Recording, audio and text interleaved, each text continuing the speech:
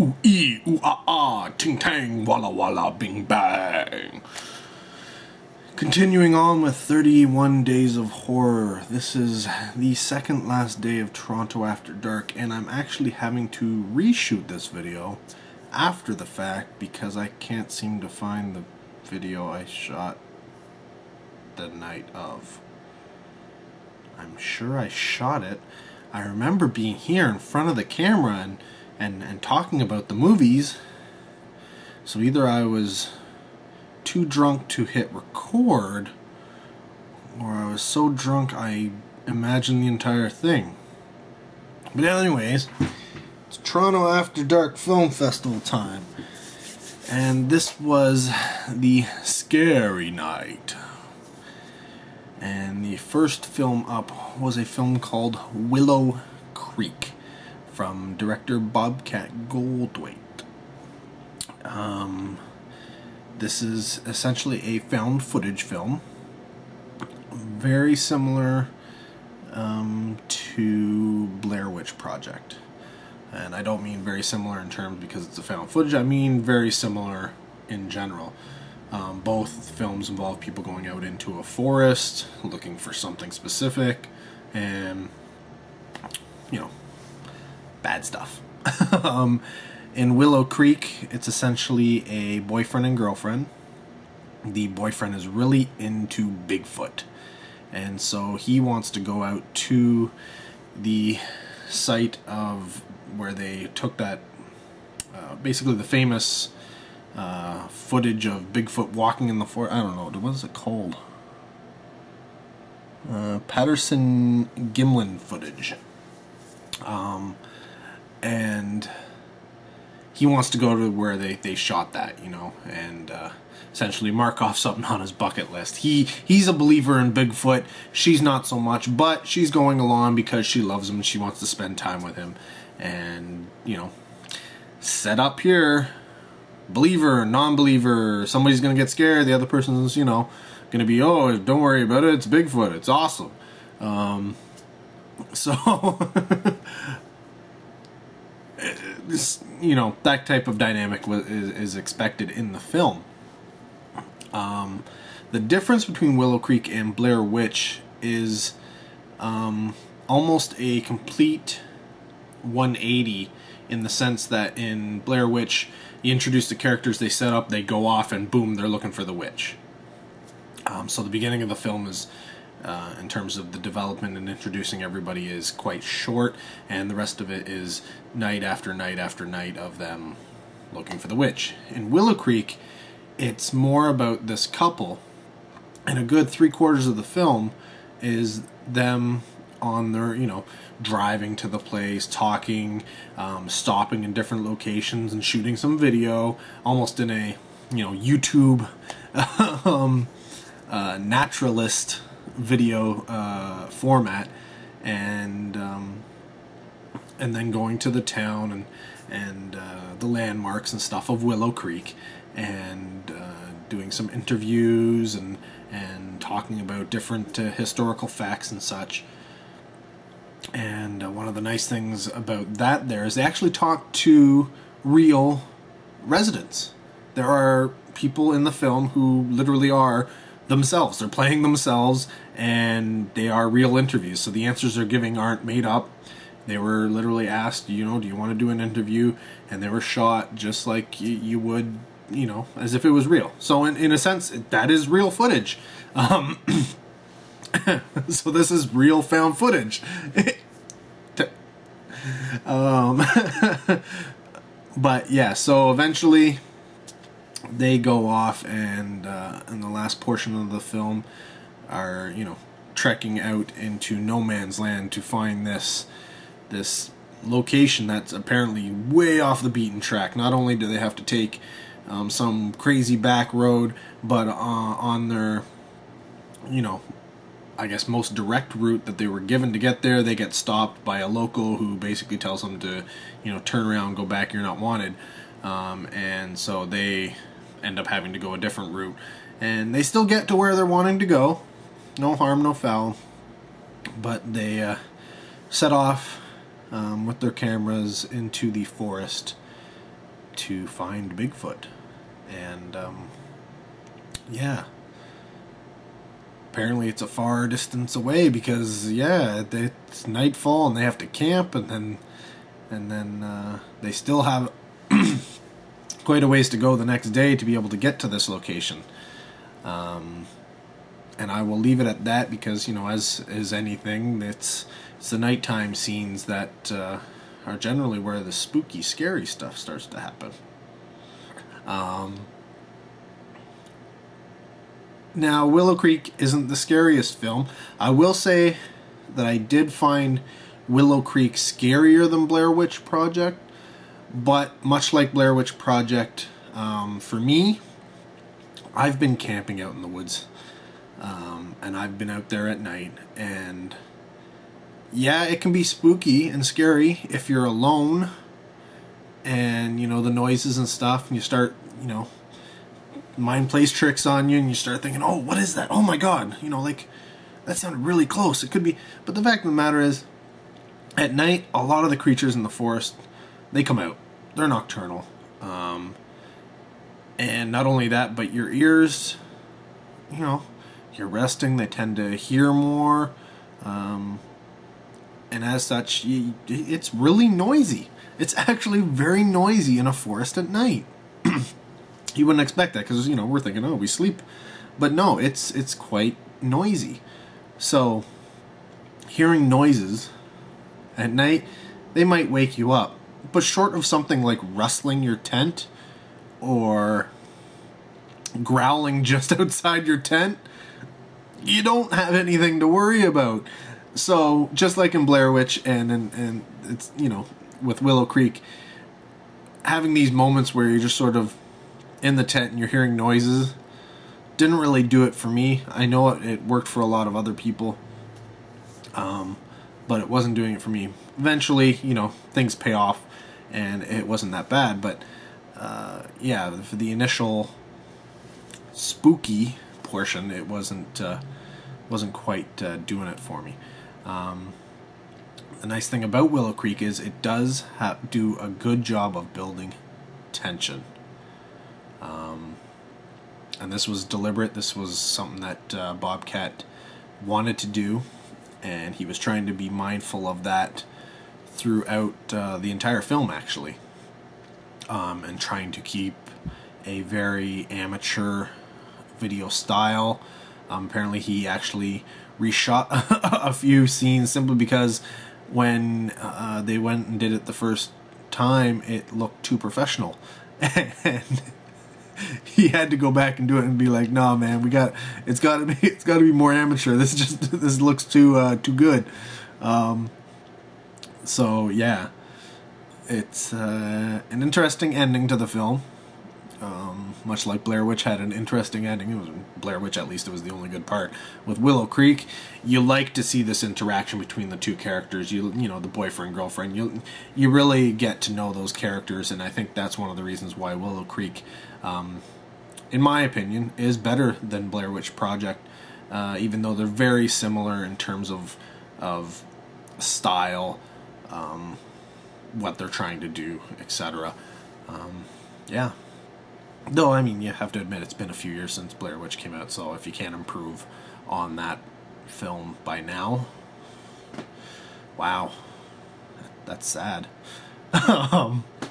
The second film of the night was called Banshee Chapter.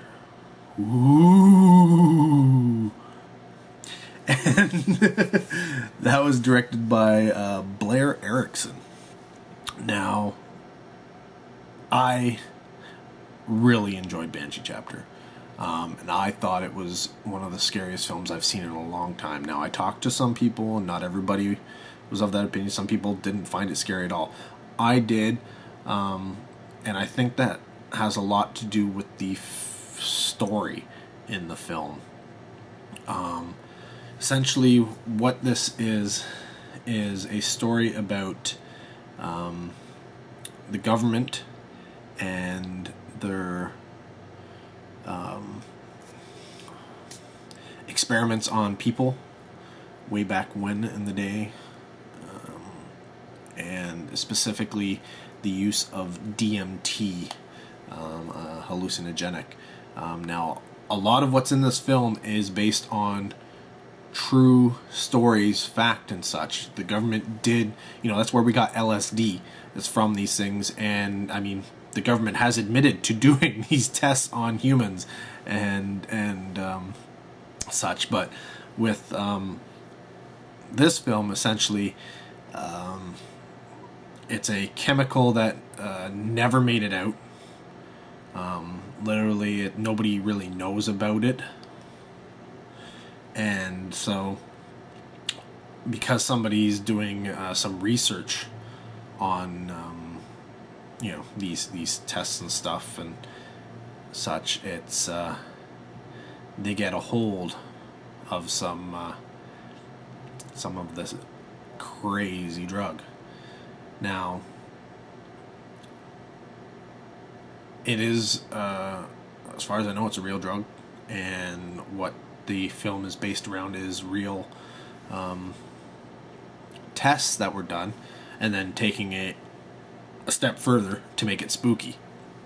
So, even if you take the spooky out, the story itself and, the looking into these drugs and the history and stuff, I was really into that. I really dug it. The film had a very X-Files feel to it. So maybe that's why I felt it was as scary as it was, because I was into the story. I was really into it. I wanted to know what was happening. So, when the scares start happening, they're more effective. The scares themselves are very straightforward. They're coming.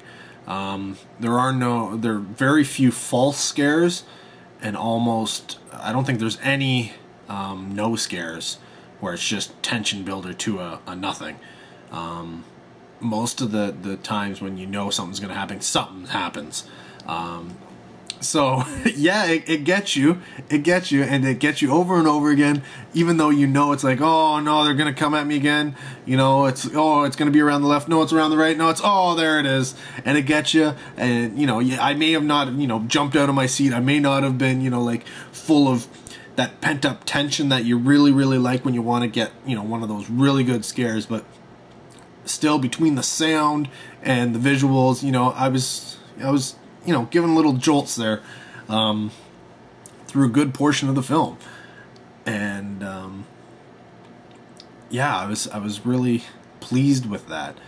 I haven't watched a good scary movie in quite a while. Where Banshee Chapter kind of lost me was in the cinematography. Yeah, it was all over the map. I don't know that these guys knew what they were doing when it came to camera and lighting and such. If it was consistent throughout the film, fine. Whether intentional or not, you go with it. That's the look of the film. But to give you a small example here, let's have somebody outside, midday, sun shining. This portion looks Hollywood. It looks gorgeous, clean, detailed, bright. Everything's gorgeous. Go into a bar, walk into the car, walk into the bar. Obviously don't have as much light in there because you're not outside. But it's still lit. I mean, there's still quite a bit of light in here. You got windows, you got, lights on from the ceiling, and yet the detail is just washed right out. Like it's just flat. You're getting tons of grain, and it's like day and night, like just gorgeous picture to just garbage picture. And considering most of the picture takes place at night, there is a good portion of scenes where you're just like, it looks like somebody had a regular video camera and just went out and shot using natural lighting that was out there. And as such, the detail is gross. There's actually, I think there was There might have even been some artifact. But there was so much grain and so much lack of detail in a good portion of the dark scenes, probably most of the dark scenes, that it was disappointing. Now, not all of them were like that. There were a few where, and I think it was mostly scenes where there was a single light source or a very few light sources, and they were lighting a small area, and they were really bright, so that area was nice and clean, but everything else was kind of like dark, pitch black dark, so the camera's not trying to pick up anything out there because there's nothing there anyways. And in those types of situations, it looks good. But as soon as you put on a little bit more light, and everything's kind of dimly lit, so you can just barely make it out, looks like garbage. And that was disappointing, because there is a lot to Banshee Chapter that is worth recommending otherwise.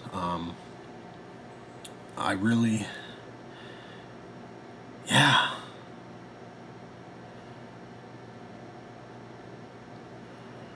I don't know. One of the nice things about it is Ted Levine. His performance in this film it was written for him, essentially. He's perfect as this sort of drugged out ex-hippie protester from way back when, and essentially the source of the drugs. He's just awesome. He adds so much fun and comedy to this film without it's not out of place.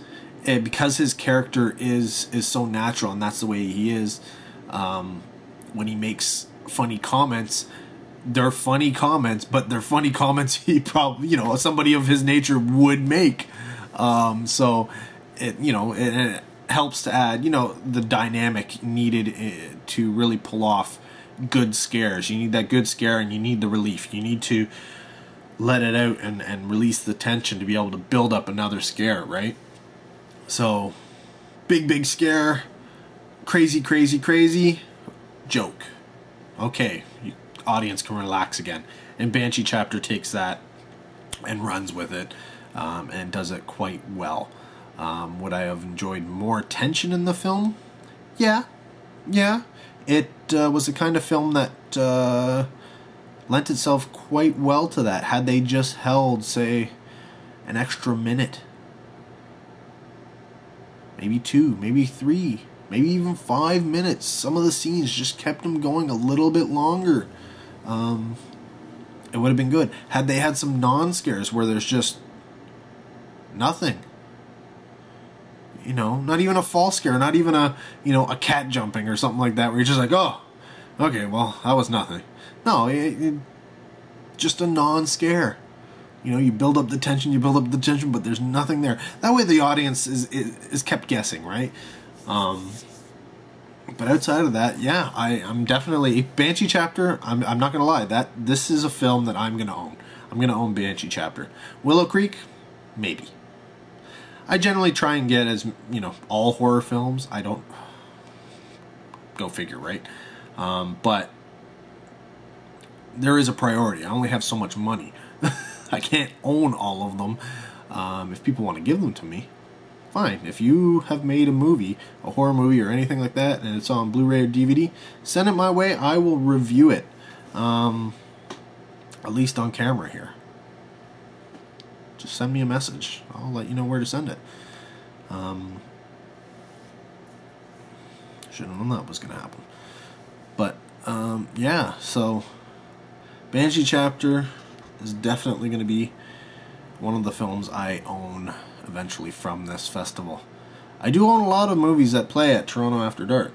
Some of them good, some of them not so good. But sometimes, well, opportunity knocks and you just take it. So, yeah, I will definitely take any movie anybody's willing to give to me. But when it comes to purchasing it, when I say I'm going to buy it, that means something. because that's my hard-earned money going towards a movie, and Banshee Chapter is going to get my money, because I want to watch it again. I'm not gonna lie, I want to watch it again, and that's not to say it's going to be for everybody. If you don't like scary movies, it's definitely not for you. But at the same time, you may not be into it. Not everybody is into the same stuff. Not everybody is scared by the same stuff. So you may watch Banshee Chapter, not like the story whatsoever, and then not be scared either. So really, if it doesn't do any of that for you, what's the point? So, but I do recommend at least that you check it out, even if you don't do a blind buy on it, as per my recommendation. But hey, I'm me, you're you. I can only tell you what I think. You can take that and do what you will.